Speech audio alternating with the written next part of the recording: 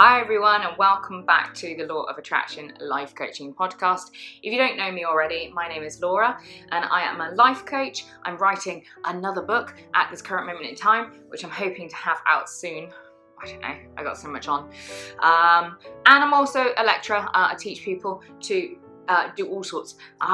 But today I wanted to talk to you about complex post-traumatic stress disorder.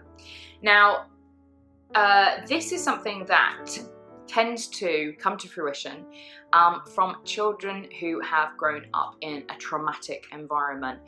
And I wanted to talk to you a little bit about it from a personal point of view as well as from a scientific point of view, because I was a child that grew up with a lot of trauma. And complex post-traumatic stress disorder is it's very complex, because when children go through trauma in their childhood, actually what happens is the structure of the brain changes.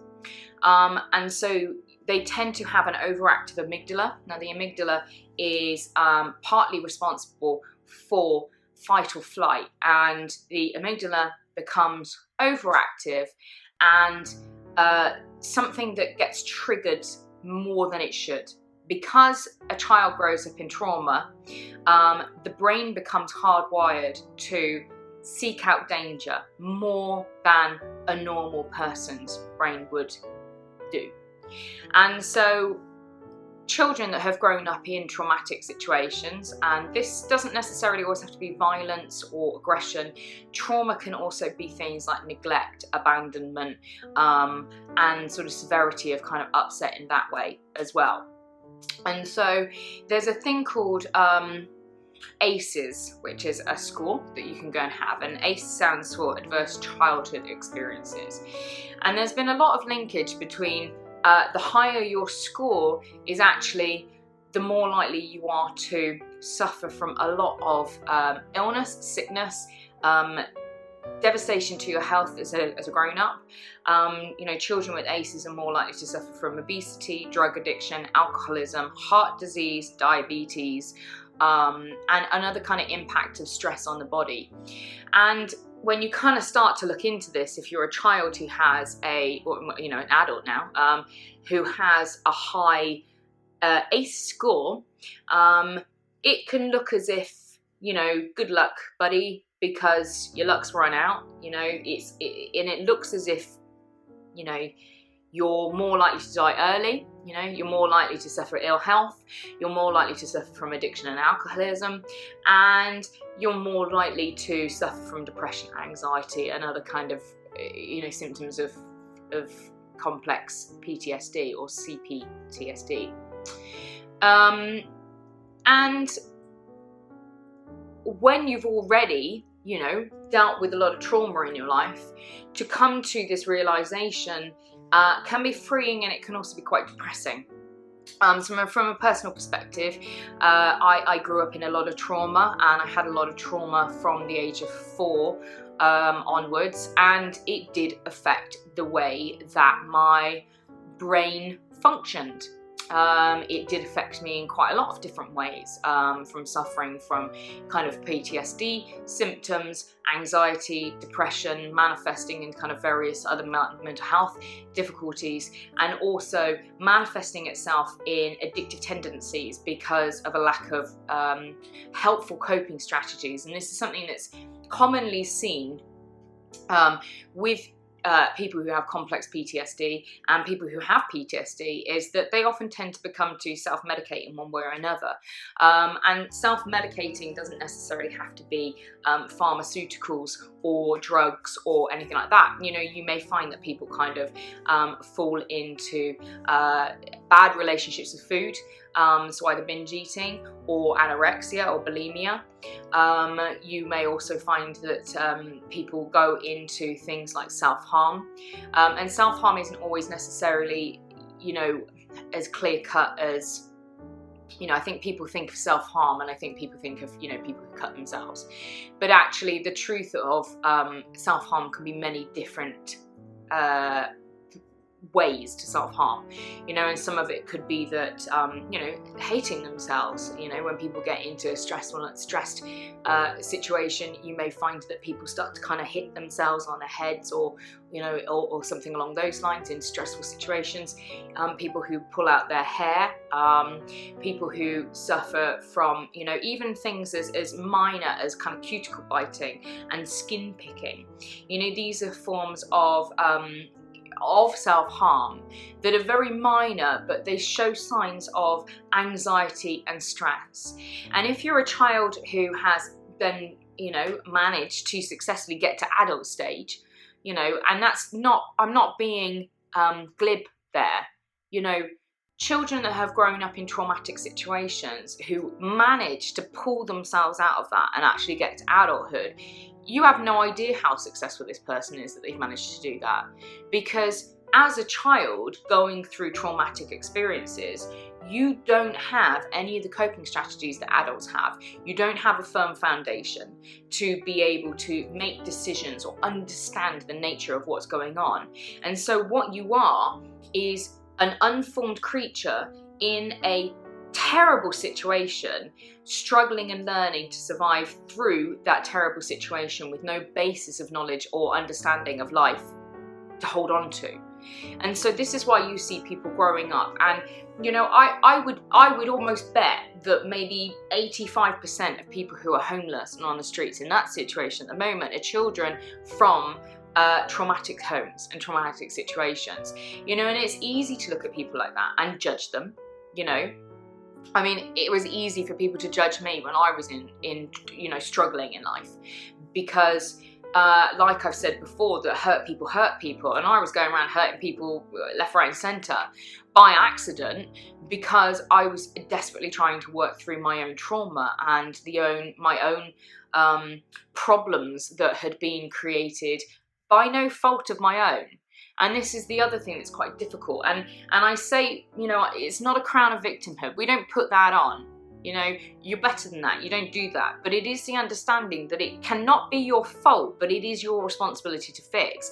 You know, it wasn't my fault that I grew up in a traumatic home. You know, I was 4 when I started seeing things I shouldn't have been seeing. So that wasn't my fault.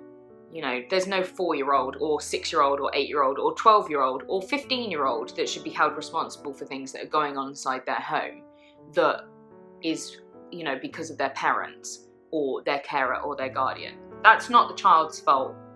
But as the child grows up and moves through to becoming an adult, yeah, it's their responsibility to fix. And what I notice is that a lot of people want to consistently continue to push that blame onto the people in their life that have facilitated the bad situation, as opposed to actually going, okay, I accept that it wasn't my fault, but it is my responsibility to fix it, because nobody can fix you. You know, I've been through at least 15 years of counselling. I have worked on myself through self-help books, through you know, talking therapies, through going to see shaman, to spiritual events, all sorts of stuff to attempt to help myself. And you know, actually the moment that I recognised that it was me and it was my responsibility to fix it, and that I couldn't just turn up to a psychiatrist, shrink, doctor, shaman, medicine man, whomever the hell I wanted to go, hey, this is my problem, can you take it away and fix it and put normalcy back into me? It doesn't work that way. You got to do the hard work, and the hard work is facing your demons, you know. And I say, and I'm genuine about this, that when you turn around and you face your demons, you realize that they are actually just shadows on the wall. And if I can do it, and you know, I think sometimes that people, I've come so far actually in my journey, I think people kind of forget where I've come from. And obviously with my clients and with this podcast, I have a level of concern sometimes about how much I want to share, you know, and one-to-one on clients, I have a professional, you know, there's a level of professionalism that I have to maintain. And so, you know, sharing too much isn't appropriate. But at the same time, you know, it's important that I share my story, because in the sharing is me helping you. you know. And the reason why I kind of set up the group, and the reason why I set up these groups where people come and I facilitate an environment of honesty, is that through honesty, through somebody showing you that it's okay and it's safe to be honest, which is what I'm attempting to do, it can show you that it's okay for you to be you know, it's okay and it's safe for you to be honest. But it's bloody tough, because you are putting yourself out there for criticism. And, you know, for me, I've worked through a lot of the stuff from my childhood. I've got hair in my eye. It's good timing. You know, I've worked through a lot of stuff from my childhood, and, you know, part of me doesn't really want to drag all that up again, because I do believe that the more that you focus on things and the more you talk about them, then you're bringing that energy back into your vibration. And for what, you know, for what end, I suppose, is the positiveness of helping you guys, you know. And I suppose it's the test of, you know, if I am truly healed and I am truly remedied, then I can talk about this stuff without it being upsetting. But that's, I don't know, I think that might be a bit of a crock. I don't think that you can ever really go back into traumatic signs and events and not be kind of re-traumatized a little bit by it. You know, it's the same thing that, you know, if you've had a bereavement in your life, you can move on from it and you can begin to live like a normal life. But at the same time, if you go back to talk about how much you love that person and you've lost them and they're not here anymore, of course it's going to upset you again. You know, I think that completely gone off track now. I don't know. I suppose it's like you have you've been given this task to do, you know, and if you don't complete the task, you're gonna get damaged. So, you know, you're there and somebody's saying like, right, okay, you've got to run through this minefield, you know, of landmines, and if you take one step wrong, you might die. And here's the instructions and a map on how to do it. Good luck. And you look down and the map that you've been given is like blank. And you're like, but wait. And that person's gone and they don't give a shit. So then you're trying to kind of get through this land, you know, field of landmines with a map that's empty. And it seems like everybody else around you has got a map that's actually telling you them where to go. And you're watching these people and you're like, should I follow that person? Should I do that? Should I do that guy? Looks like he knows what he's doing. And you haven't got a clue. And that's like being a child trying to get through trauma. Your map is empty. You haven't got any coping strategy. You haven't got any understanding of life. And so you're desperately trying to kind of follow things that look like they're right. And unfortunately in our society, you know, the coping strategies that tend to be displayed are not really positive ones. You know, we live in a world of capitalism which, you know, talks about beauty industry and insecurity and, you know, false idols of self-esteem and, you know, alcohol and drugs and, you know, food addiction and all of these kind of things that are kind of perpetuated because, you know, they make money for people. You know, fast food chains, beauty, magazines, Instagram, Facebook, whatever it is, you know, it's all this kind of like bollocks that doesn't actually really help anybody to achieve anything or do anything.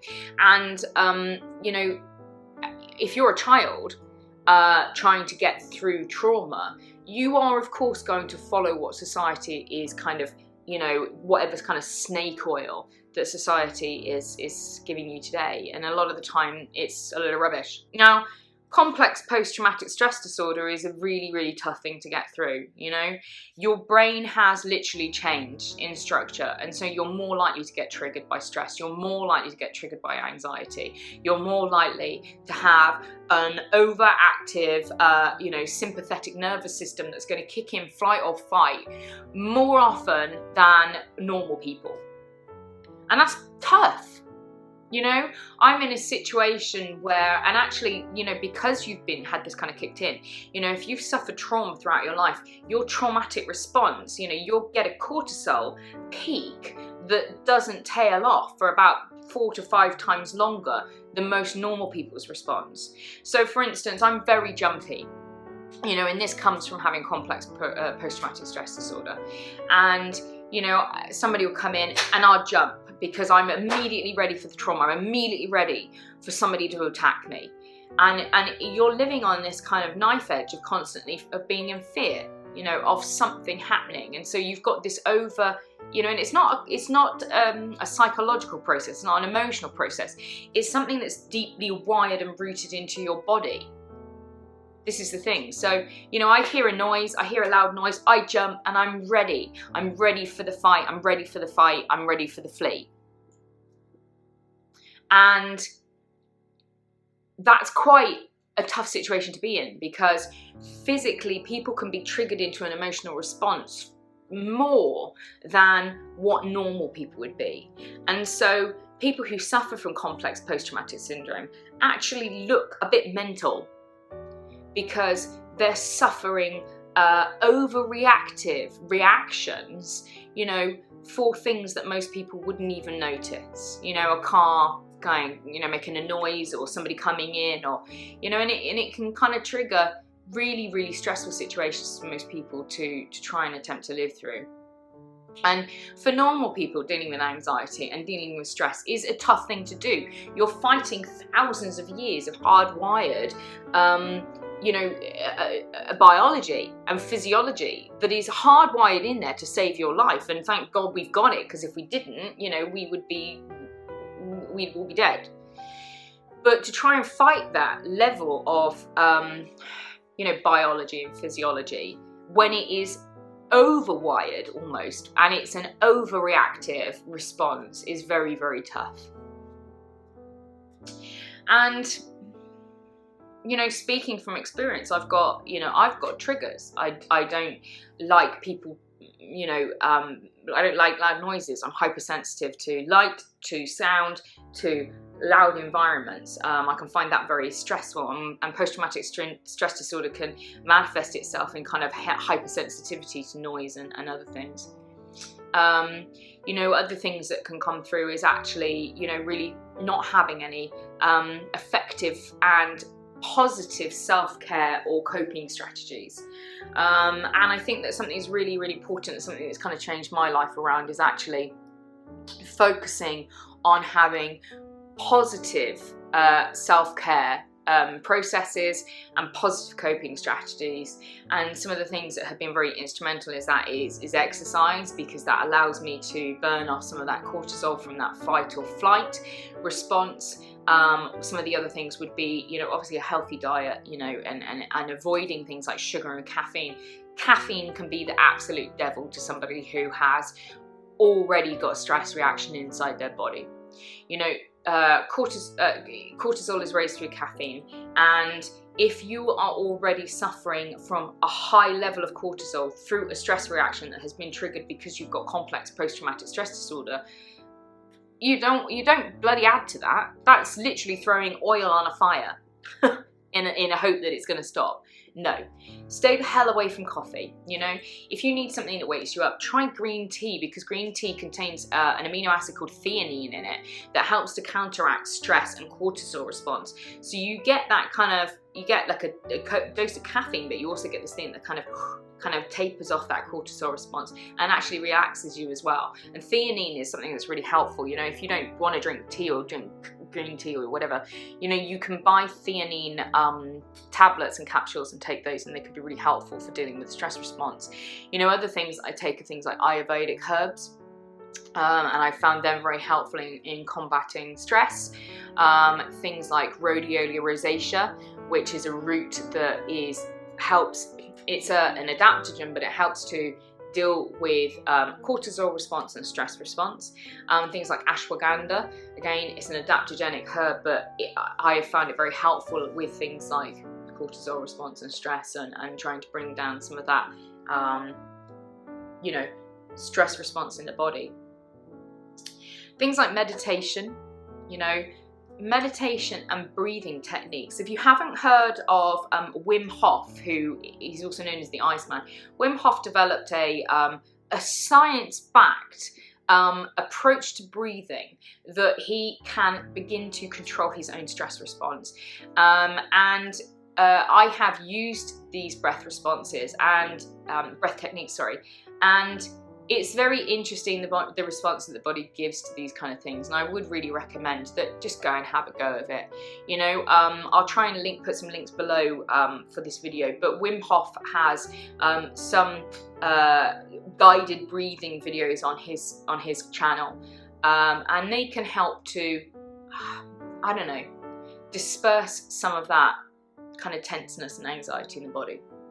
I mean, tenseness and anxiety in the body, I mean, things like physical reactions from complex post-traumatic stresses, things like headaches, lowered immune system, you know, a heightened response to stress, things like diabetes, you know, and coronary heart disease and high blood pressure. These are all linked to having high levels of cortisol present in the body. And these can be devastating for your health. High levels of cortisol in the body is devastating for people's health.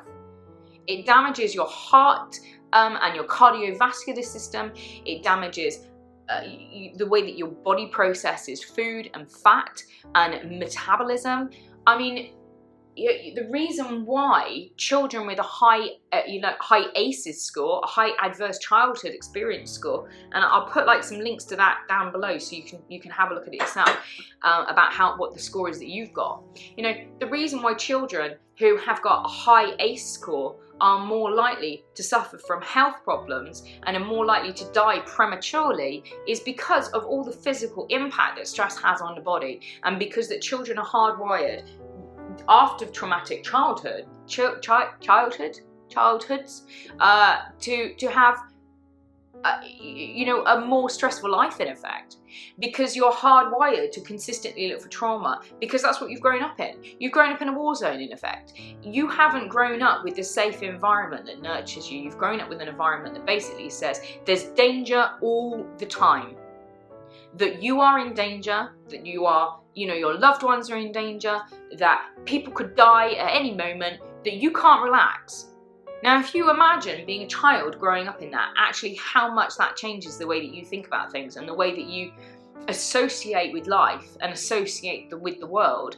You know, if you're somebody that is judging me or has judged anybody else who's grown up with a traumatic environment as a child, I mean, I don't even want to say what I'm thinking at this current moment in time.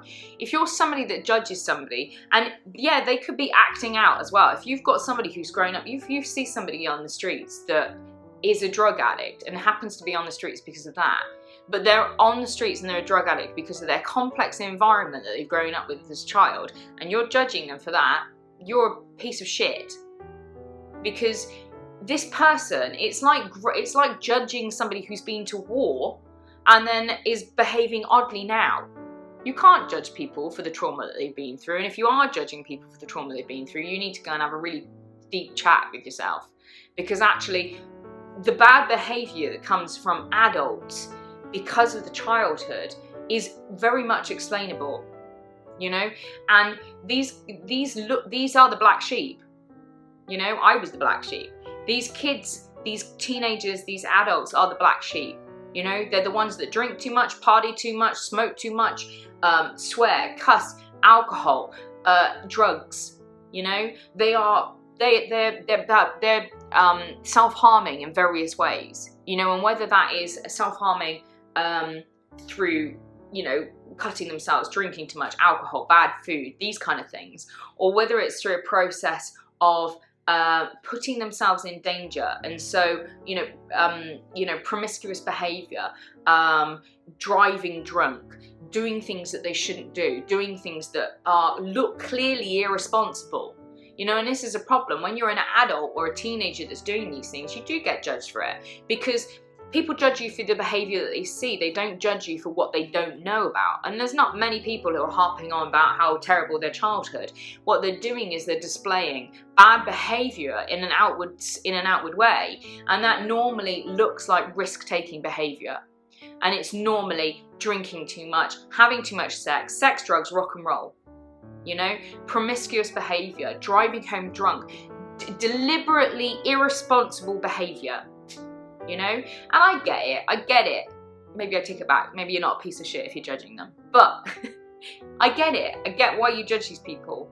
Because from the outside, all you see is somebody acting like a twat and behaving like a twat and going out to damage everybody and everything around them. And it's difficult to be there for somebody like that. It's difficult to be sympathetic for somebody like that.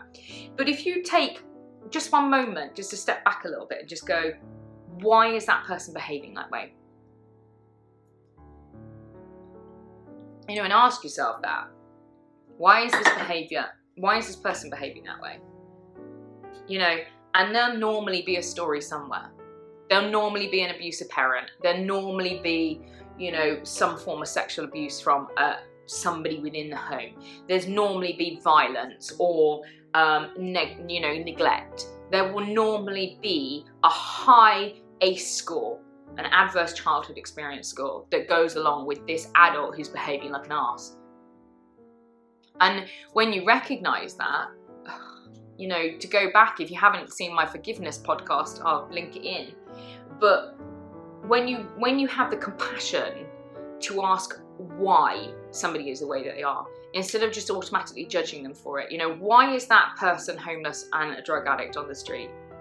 Why are they behaving that way? And when you find out actually that this person is a victim themselves, and they're a victim of circumstance, and they're a victim of somebody else's abuse, you know, and even their abusers normally have been abused. And it's this traumatic cycle that continues and continues and continues until somebody has the wherewithal to go, I am not doing this to my children. And it stops with me. And faces the shadows on the wall that look like the biggest bloody demons that you've ever had to deal with, and just go, do you know what, I'm going to look my trauma square in the eye and I'm going to deal with it, and I'm going to put it to bed for once and all. Then until somebody does that, this traumatic cycle continues and continues. And children of abused people abuse their children and so on and so forth. And it's not, you know, this isn't, people hate that. I think they say, oh, well, just because I was abused, I'm going to abuse my kids. No, but if you don't deal with your trauma and your abuse, and you create helpful and healthy coping strategies and approaches for your life, then yeah, you're more likely to cause trauma for your child, because of the fact that if you are partaking in damaging coping strategies, you will either teach those damaging strategies to your child, ergo causing trauma to them, or you will end up accidentally damaging whilst you're partaking in your behaviours through unintentional neglect or, you know, bad behaviour. You know, people that don't develop healthy coping strategies, for instance, drink too much alcohol, and then from their perspective that they're not damaging the child, but they are damaging the child, because one, the child is learning damaging, you know, coping strategies from the parent, and two, whilst somebody is drunk, they're not behaving from their right mind, and so what they're doing is possibly behaving in a way that is rude or aggressive or you know, neglectful, whatever. And so, you know, it's really important that if you are a child with a high ACEs score, to question whether or not that's what you want for your life, and if that's what you want for your children, if you happen to have any, but also making sure that you behave in a way that is acceptable from your sense of morals and what is appropriate in society, and ensuring that you're not harming people around you. And if you don't have children, the likelihood is that you're going to harm your partners or harm your family members or friends or whomever in the process. And, you know, it's not impossible to heal. That, you know, there are opportunities to heal. There are ways that you can, you know, move through the trauma. And I think that it's really important for you to unpack this, what's happened to you, and actually, you know, talk about it. You know, speak its mind, speak your mind and say its name. And when we do that, you know, the demons kind of disappear, I think. And, you know, I think it's important to honour yourself and honour your experience and say, you know, this is something that I went through. It wasn't great. But finding something positive to come out from that, you know, and the reason why I kind of set up my coaching business is because I don't want people to be alone. You know, I know what it feels like to be alone, and I know what it feels like to not have anybody to talk to, and I don't want anybody else to be in that situation, and that's why I set up my business. But, you know, I know some of this can sound quite negative. I think that if you're a person that scores high on the ACEs score, and as I said, I'll leave a link below, you know, it isn't just like this predetermined thing that, you know, you were messed up as a child and that's it. You're never going to get better. You're never going to be able to deal with life and you're never going to have a normal life. You know, contact your doctor. I would say that the first really important point of call, that if you suffer from childhood trauma, is actually to reach out to your GP and to go and speak to your GP about getting some help. And I think a lot of times that people think about going to speak to their doctor, that they just think they're going to put them on medication, and I think that could be helpful, but I also think that it cannot be helpful at points as well, and that sometimes, you know, it's a band-aid that is applied to a gaping wound, and actually, you know, sometimes that band-aid isn't enough and it's not needed. Whereas for some people, you know, medication can really help, but it is only a temporary thing. You do need to go and talk about what you've been through as well. You know, medication isn't going to heal things entirely. It's going to put you in a situation where you can talk through stuff and deal with the immediacy of the things that you're suffering, but at some point you need to deal with the trauma. And I would say that definitely, you know, having somebody that you can confide in, speaking to a friend or a relative, somebody that you feel close enough to actually talk about your experiences, is really important. Reaching out to groups a bit like the ones that I run, where you can actually come and talk in an honest environment and not feel judged for the way that you feel or the things that you're doing, or you know, the behaviours that you've you know, dealt with in the past or presently. And definitely seeking out some form of talking therapy, like counselling and psychotherapy, and maybe some CBT, cognitive behaviour therapy as well, would be helpful. But stay hopeful, because, you know, I mean, I've been honest about being suicidal for quite a long period of my life. You know, when you are in the deepest depths of it all, it can seem like there is no end. And, you know, when you're trying to fight your own kind of physiology and biology, and post-traumatic stress disorder is really, really complex, and it's really hard to deal with, particularly when you're dealing with complex post-traumatic stress disorder. And, you know, when you haven't got that firm foundation that a lot of other people have because they had a normal, good childhood that taught you this foundation and these strategies, when you haven't got that, it is like you're trying to fight off life's problems when you're standing on quicksand, you know, and it's very, very hard to deal with, but it isn't impossible, and there is hope and there is opportunity. And, you know, I got through stuff. I still deal with post-traumatic stress disorder on a daily basis because it's part of me. I don't know whether I'll ever not have that, but it isn't this, you know, daily struggle. It's about being aware of my trigger points and being aware that I have, you know, a more pronounced fight or flight response than most other people. So, you know, I protect myself from that by working with breath work and, you know, herbs and exercise and all the things I kind of mentioned at the beginning of the video, but also just, you know, being gentle with yourself and being caring and loving towards yourself, and recognizing that you might be different and you might have had a different childhood from a lot of other people, but you can strive, you can thrive, and you can survive all of these things, and you can end up being somebody who's better and doing better and being better than maybe a lot of other people who aren't standing on quicksand when they're fighting through, you know, life's problems.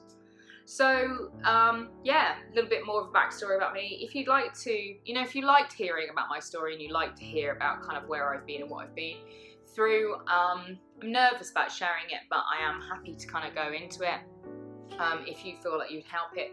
So if you do want to hear more about me and where I've come from and how I've gotten to where I am now, give this give the video a thumbs up, and it'll give me a bit more of a kind of idea about what you want to see on the channel.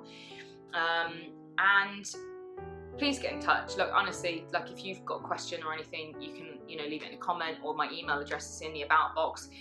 Send an email, get in touch over my Instagram channel if you like. You can send me a DM there, and that's at Law, which is L-A-U attraction, or, you know, send me an email, do something, get in touch, leave a comment, please subscribe. I love to see, you know, my subscribers and see how much of a kind of group I'm setting up here, because it really does make all the shit that I went through worth it, because I know that I'm helping people from what I'm doing. So thank you very much. Lovely to talk to you all, as always. Very long podcast. Sorry. Hopefully you enjoyed it. Lots of love. Take care. I love you all very much. I really appreciate that you've taken the time to watch my videos. Take care of yourselves. Bye bye.